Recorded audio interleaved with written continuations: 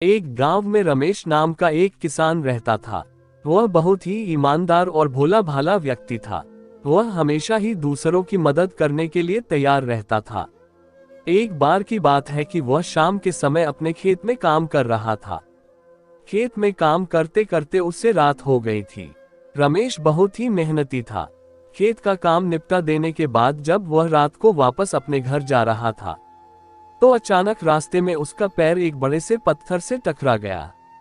उसने सोचा कि कोई और इससे टकरा कर गिर जाए, इससे अच्छा है कि मैं ही इसे रास्ते से हटा देता हूँ। उसने जोर लगाकर उस बड़े पत्थर को हटाकर जब साइड किया तो उसने देखा कि उसके नीचे गड्ढा है जिसमें सोने की अशफियां पड़ी हैं। उसके दिमाग में आया कि यह पता नहीं किसकी है, मैं क्यों लूं?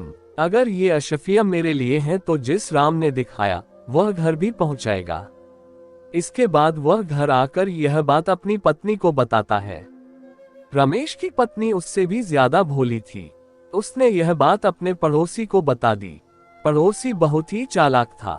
रात को जब सभी लोग खा पीकर सो गए तो पड़ोसी ने अपने घर वालों को जगाया और कहा, चलो हम लोग अशरफी खोद लाते हैं। पड़ोसी और उसके घर वाले फावड़ा लेकर खेत में पहुंच गए।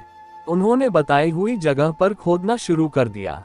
खोदते खोदते उन्होंने देखा कि वहां एक नहीं बल्कि 5-5 बड़े घड़े थे। घड़ों को देखकर पड़ोसी और उसके घर वाले बहुत खुश हो गए और जैसे ही पड़ोसी ने एक घड़े को तोड़ा तो उसके होश उड़ गए, क्योंकि उन सभी घड़ों में अशफियां नहीं बल्कि सांप और बिच्छू थे। पड़ोसी ने कहा कि रमेश ने हम लोगों को मारने की अच्छी योजना बनाई थी, हमें इसका जवाब देना ही होगा।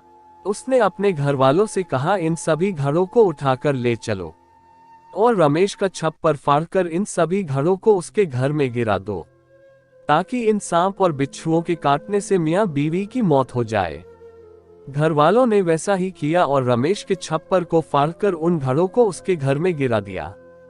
लेकिन धन्य है ऊपर वाला और उसकी लीला। जब वो सभी घड़े रमेश में घर में गिरे तो सभी घड़ों में सांप और बिच्छू अशफियां बन गए। उसके बाद जब सुबह सुबह रमेश उठा तो उसने अशफियों को देखा और तुरंत उसने भगवान को धन्यवाद किया और अपनी पत्नी से कहा, देखा मैंने कहा था अगर राम ने वो मेरे लिए ही भेजी है तो उसे घर तक पहुंचाएगा। देखो घर पर ही आ गई। इसके बाद दोनों भोले भाले पति पत्नी बहुत खुश हुए। इस कहानी से हमें ये शिक्षा मिलती है कि जो हमारे नसीब में है वो हमें मिलकर ही रहेगा, उसे हमसे कोई नहीं छीन सकता।